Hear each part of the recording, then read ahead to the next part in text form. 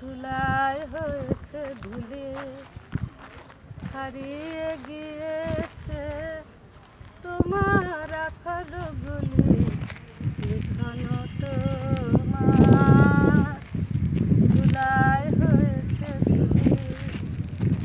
মল্লিকায় আজি কাননে কাননে কত সৌরভে ভরা তোমার নামের মতো, কোমল তোমার অঙ্গুলে ছোঁয়া বানে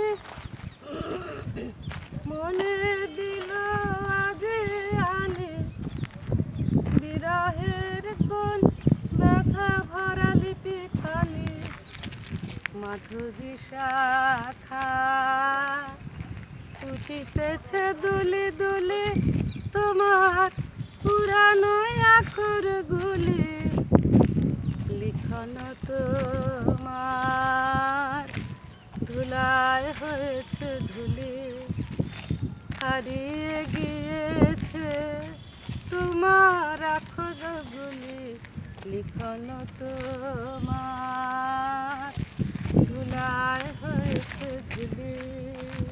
কার কাছে শিখেছে বলো?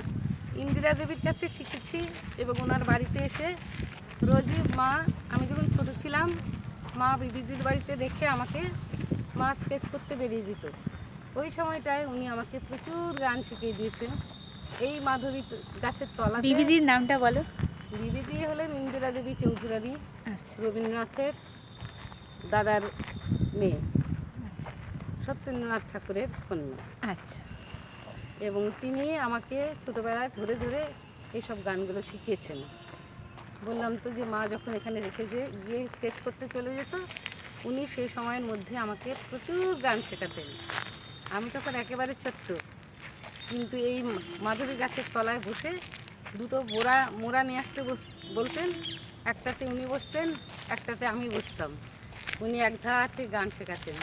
তোমার সঙ্গে কেমন গল্প করতেন? হ্যাঁ, গল্প করতেন যেন আমি ওনার সমবয়সী।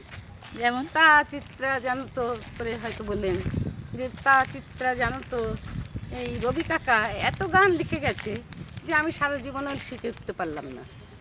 আচ্ছা, তখন আমি ছোট্ট, কিন্তু এমনভাবে গল্প করতেন মনে হতো আমারই সমবয়সী। তখন তুমি কোন ক্লাস? আমি তখনও স্কুলে ভর্তি হয়েছি কিনা মানে পাঠভবন বলো? পাঠভবনে তখনও ভর্তি হলো একেবারে নিচু ক্লাসে। আচ্ছা, বাহ। ঠিক আছে, সেসব স্মৃতি মনে পড়ছে।